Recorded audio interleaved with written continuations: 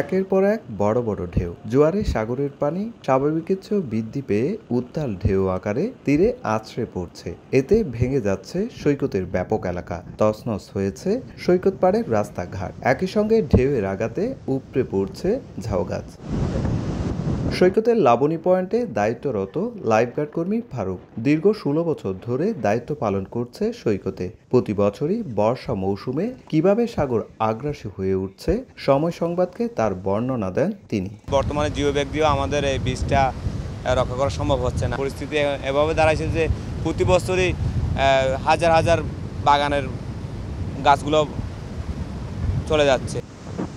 সাগরের ঘাস থেকে সৈকতের দৃষ্টিনন্দন ঝাউবাগান কিছুতেই রক্ষা করা যাচ্ছে না। বর্ষা মৌসুমে লাবণী পয়েন্ট থেকে নাজিরা টেক অংশে ঝাউগাছ উপড়ে পড়ছে। সৈকতের সমিতিপাড়া ডায়াবেটিক হাসপাতাল, বালিকা মাদ্রাসা, শৈবাল ও লাবণী পয়েন্টে ভাঙন তীব্র হচ্ছে।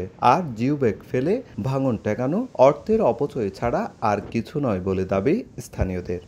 নগদে ৫০০ টাকা বা তার বেশি পেমেন্টে পেতে পারেন ঢাকায় জমিসহ ২০ কোটি টাকার পুরস্কার। ঝাউবাগান এক প্রকার বিলুপ্তের মুখে এবং জিও ব্যাগ দিয়েও আমাদের এটা রক্ষা করা যাচ্ছে না। ফাইলে জিও ব্যাগ থাকে না, পানি মারি দিলে জিও ব্যাগ নামে যায় আর কি। এই জিও ব্যাগ দিয়ে কিছু হবে না, জিও ব্যাগ দিতে গেলে অনেক দেয়া লাগবে।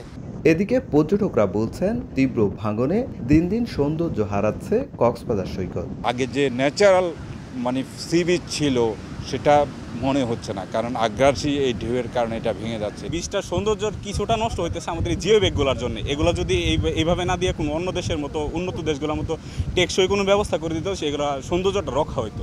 তবে পানি উন্নয়ন বোর্ড বলছে ভাঙন তীব্র হওয়ায় হুমকির মুখে পড়ছে সরকারি নানা স্থাপনা, আর টেকসই বাঁধ নির্মাণের প্রক্রিয়া চলমান রয়েছে। সৈকতের যেন সৌন্দর্যটা নষ্ট না হয় সেই ব্যবস্থাও আমরা করছি। আমরা রিভাইজ ডিজাইন পেয়েছি, সেই অনুসারে আমরা একটা প্রকল্প দিব। কক্সবাজার সৈকতের কলাতলি থেকে নাজিরা টেক পর্যন্ত প্রায় ৬ কিলোমিটার এলাকা এখন ভাঙনের কবলে পড়েছে। প্রতি বছর বর্ষা মৌসুমে আগ্রাসী হয়ে উঠছে সাগর, তছনছ করছে রাস্তাঘাট, তছনছ করছে ঝাউবীথি। জিও ব্যাগ ফেলেও রক্ষা করা যাচ্ছে না সাগর পাড়। তাই দ্রুত সময়ের মধ্যে টেকসই বাঁধ নির্মাণের দাবি পর্যটন সংশ্লিষ্টদের।